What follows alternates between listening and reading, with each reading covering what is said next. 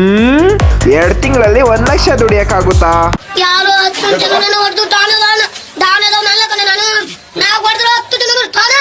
2 ತಿಂಗಳಲ್ಲಿ 1,00,000 ರೂಪಾಯಿ ದುಡಿಯೋ ಚಾಲೆಂಜ್ ಅಲ್ಲಿ ಇವತ್ತು ಡೇ 36. ಬೆಳಗ್ಗೆಯಿಂದ ಯಾವ್ದು ಬಾಳ್ಗೆನೇ ಇದ್ದಿಲ್ಲ. ಅಷ್ಟೇ ಒಂದು ಡಮಾಲ್ ಅನ್ಕೊಂಡಿದ್ದೆ. ಟಾರ್ಪಲ್ ಅವ್ರು ಫೋನ್ ಮಾಡ್ಬಿಟ್ಟು ಬೈಲಿ ಒಂದು ಕನಕ್ಪುರ್ಕ್ ಲೋಡ್ ಐತೆ ಅಂದ್ರು. ಹೋಗಿ ಎಲ್ಲ ಲೋಡ್ ಮಾಡಿಸ್ಕೊಂಡೆ. ನೋಡ್ರಿ ಎಲ್ಲ ವೇಟ್ ಗೀಟ್ ಎಲ್ಲ ಮಾಡಿಸ್ಕೊಂಡು ಹಾಕೊಂತ ಇದೀನಿ ಲೋಡು.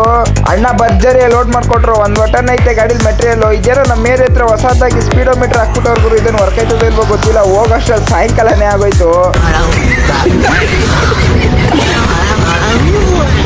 ಈ ಬಾಡಿಗೆ ಇದ್ದಿದ್ದು ಮಲ್ಟಿಪಲ್ ಅನ್ಲೋಡಿಂಗ್ ಪಾಯಿಂಟ್. ಸ್ವಲ್ಪ ಬಂಡ್ಲು ಈಕೋ ಕಾರ್ಗೆ ಹಾಕೊಂಡ್ರು. ಇನ್ನು ಸ್ವಲ್ಪ ಬಂಡ್ಲು ಮನೆಗೆ ಎತ್ಕೊಂಡೋದ್ರು. ಇಲ್ಲೆಲ್ಲ ಮುಗಿಸ್ಕೊಂಡು ಇನ್ನೊಂದು ಪಾಯಿಂಟ್ ಹೊಲ್ಟೆ ಆಯ್ತು. ಆಮೇಲೆ ಇನ್ನೊಂದು ಅನ್ಲೋಡಿಂಗ್ ಪಾಯಿಂಟ್ ಏನು ಜಾಸ್ತಿ ದೂರ ಇದ್ದಿಲ್ಲ. ಪಕ್ಕದ ರೋಡು ಎತ್ಕೊಬಂದು ಗಾಡಿ ಹಾಕ್ದೆ. ಸ್ವಲ್ಪ ಬಂಡ್ಲು ನಾನು ಎತ್ತೆತ್ತು ಕೊಡ್ತಾ ಇದ್ದೆ. ಅಣ್ಣ ಎತ್ಕೊಂಡೋಗಿ ಮನೆ ಪಾರ್ಕಿಂಗ್ ಅಲ್ಲಿ ಇಟ್ಕೊಂಡ್ರು. ಈ ಬಾಡಿಗೆ ನನಗೆ 2,500 ಕೊಟ್ರು.